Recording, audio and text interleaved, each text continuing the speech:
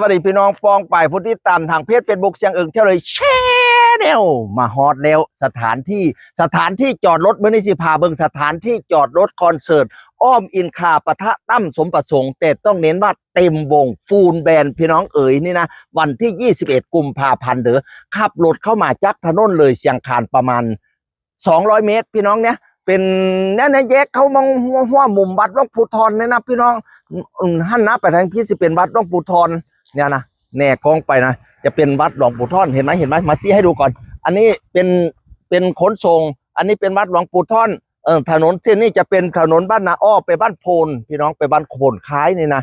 ขี่เข้ามาน้อยเดียวก็จะถึงสนามจอดรถบริเวณนี้คือสนามจอดรถป้ายที่จอดรถสนามฟุตบอลทัพพญาเพราะว่าคอนเสิร์ตแสดงที่สนามฟุตบอลทัพพญาเนี่ยทางนี้คือทางวัดหลวงปู่ท่อนกับขนส่งเนี่ยเขาขี่รถเข้ามา200 เมตรประตูมี2ประตูนะเข้าประตูนั้นก็ได้หรือว่าเข้าประตูนี้ก็ได้นี่นะ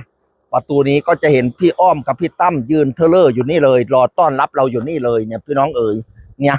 น้องน้ำน้องยาวฟิชชิ่งพาร์คฝั่งนู้นคือสนามฟุตบอลทัพพญาพูดงามบอกพี่น้องเปิดไฟหลงหงอามตามงามดีเก่งพี่น้อง พูดเด้อถ้ามาก่อนไปจอดอยู่ฝั่งนู้นเลยแต่ถ้าใครมาช้าจอดฝั่งนี้แต่ก็เดินไปนิดเดียวชมวิวซิวพี่น้องโอ้ยกว้างพี่น้องให้ใจเต็มปัดเต็มตับเต็มป๊อดดีเก่งบ่ได้ขับเคปเต็บตันบรรยากาศดี21 กุมภาเจอกันกับพี่ตั้มสมประสงค์และพี่อ้อมอินคาเต็มวงนะต้องเน้นว่าเต็มวงพี่น้องยิ่งใกล้ยิ่งเก็บ ไม่รู้อะไรบ้างเลยดังเจงคอนเสิร์ตยุคเก่าซุ่นพี่น้อง เขาบริดาพูดได้หรือไม่รู้อะไรบ้างเลยนะ เนี่ยพี่น้องเขาจะพาเข้าไปข้างใน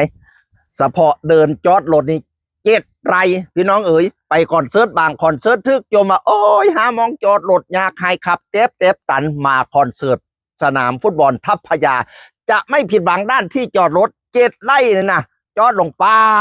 เองติงก็อย่างว่า จอดเราไปย่างไปคอนเสิร์ตมั่งนี้เนี่ยนะคอนเสิร์ตอยู่ฝั่งนู้นพี่น้องเอ๋ยแต่ถ้าใครมาเร็วจอดฝั่งนู้นได้เลย2 ขอบข้างมีอยู่2 ขอบข้างแต่ว่าไม่เยอะเท่าไหร่ที่เยอะๆคือจุดนี้พี่น้องอันนั้นสังวนให้ผู้มาเร็วบอมีผู้ได้เส้นน้อยเส้นใหญ่เด้อมาเร็วมาก่อนจอดก่อนเลย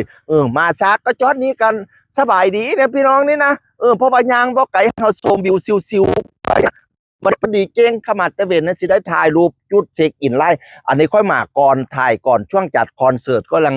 จุดเช็คอินยังไม่เต็มที่ป่านนั้นการเพิ่นกับเปล่งสถานที่สวยงามพระรามเป็ดแล้วนะโอ้ยงามจริงบัดนี้ผู้ได้บอกกลับหรือ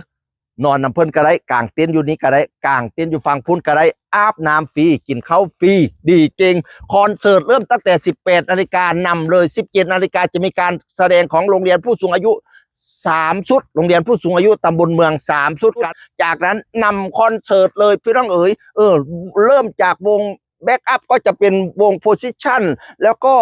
พี่จิววงอดีตศาสตร์ตามด้วยพี่ตั้มสมประสงค์และก็อินคานำกันอยู่นั่นมวนเต็มที่เลยพี่น้องเอ๋ย เดี๋ยวเวลว่าจะมีศิลปินมาเซอร์ไพรส์อีกนะอุบไว้ก่อนพูดมากไม่ได้พี่น้องเอ๋ยจากนั้นตบท้ายด้วยวงเอกและเพื่อนวงเกาเหลาพี่น้องเอ๋ยนำกันจนฮอตยับตีหนึ่งผู้ได้บอยกับนอนนำกันพี่น้อง มวนกุ๊บจองบัตรด่วนนะ300 บาทถูกมากๆมีลูกให้บอกหลาน300 บาทถูกมากๆพี่น้องเอ๋ยตามเบอร์โทรนี้เท่านั้นห้ามโทรไปเบอร์อื่นมันจะเป็นมิจฉาชีพ วันที่